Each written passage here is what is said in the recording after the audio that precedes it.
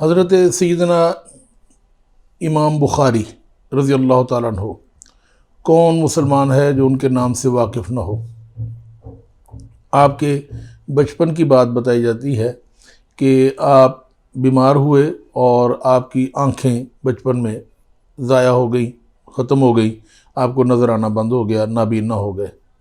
آپ کے والد کا انتقال بھی ہو چکا تھا، صرف والدہ ہی آپ کی پرورش کرنے والی تھی۔ اب والدہ کے لیے ایک انتہائی مشکل کام تھا کہ بیٹا نابینا ہے اور خاوند سر پر نہیں ہے، حالات مشکل ہیں، لیکن یہ خدا رسیدہ عورت، نیک اور پارسا عورت، پاک دامن عورت محنت مزدوری کر کے اپنے بچے کو پالتی بھی ہیں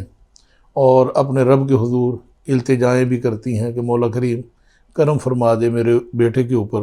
اور اس کو آنکھوں کی نعمت واپس عطا فرما دے۔ یہ سلسلہ چلتا رہتا ہے کہ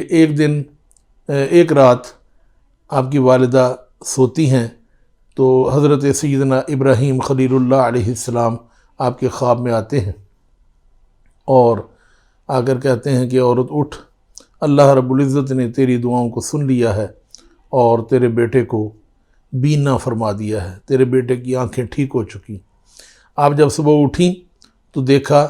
کہ آپ کے بیٹے کی آنکھیں بالکل ٹھیک ہو گئی تھیں، اور صرف ٹھیک ہی نہیں ہو گئی تھیں بلکہ انتہائی تیز روشنی والی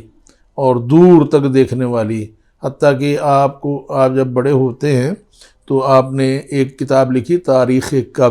کبیر اس کو کہتے ہیں، وہ آپ نے چاند کی روشنی میں لکھی کہ چاند کی روشنی میں بھی آپ اتنا نظر آتا تھا کہ آپ آسانی سے لکھ بھی سکتے تھے، پڑھ بھی سکتے تھے۔ تو یہ سب کیا تھا؟ صرف ماں کی دعاؤں کا نتیجہ۔ اور حقیقت یہ ہے کہ ماں اور باپ دونوں کی دعائیں اللہ رب العزت رد نہیں فرماتا، بلکہ نبی کریم صلی اللہ علیہ وسلم نے باپ کی دعا کے حوالے سے تو یہ فرمایا ہے کہ باپ کی دعا رد نہیں ہوتی۔ اس لیے جہاں آپ اور لوگوں کے پاس جا کر، مختلف لوگوں کے پاس، یا آپ بزرگوں کی تلاش میں رہتے ہیں کہ ہم کسی بزرگ کے پاس جائیں اور اس سے جا کر دعا کروائیں، اس سے بہتر ہے کہ اپنے باپ سے، اپنی ماں سے دعا کروائی جائے۔ اور میرے والد گرامی علامہ محمد عبدالحق ظفر چشتی رحمۃ اللہ تعالیٰ علیہ تو یہ کہا کرتے تھے کہ دعائیں کرایا نہ کرو بلکہ دعائیں لیا کرو۔ اور دعائیں لینی کیسے ہیں؟ کہ اپنے ماں باپ کی خدمت کرو، اور ان کی خدمت کا حکم تو اللہ رب العزت نے قرآن پاک میں جگہ جگہ دیا کہ اپنے ماں باپ کی خدمت کرو، ان کا خیال رکھو، ان کے سامنے اف نہ کہو، ان کے سامنے اپنے بازو جھکا کر رکھو، اور اتنی خدمت کرو کہ وہ خود خوش ہو جائیں، اور جب خوش ہو کر ان کے دل سے آپ کے لیے دعا نکلے گی تو وہ دعا کبھی رد نہیں ہوگی۔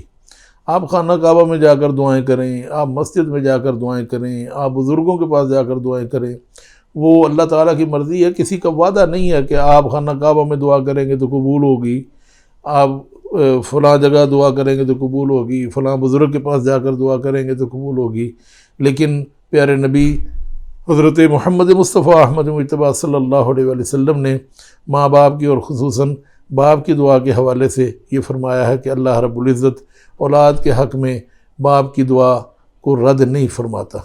اس لیے اپنے ماں باپ کی خدمت کیجئے، ان سے دعائیں لیجئے، اور ایسی خدمت کریں کہ آپ کو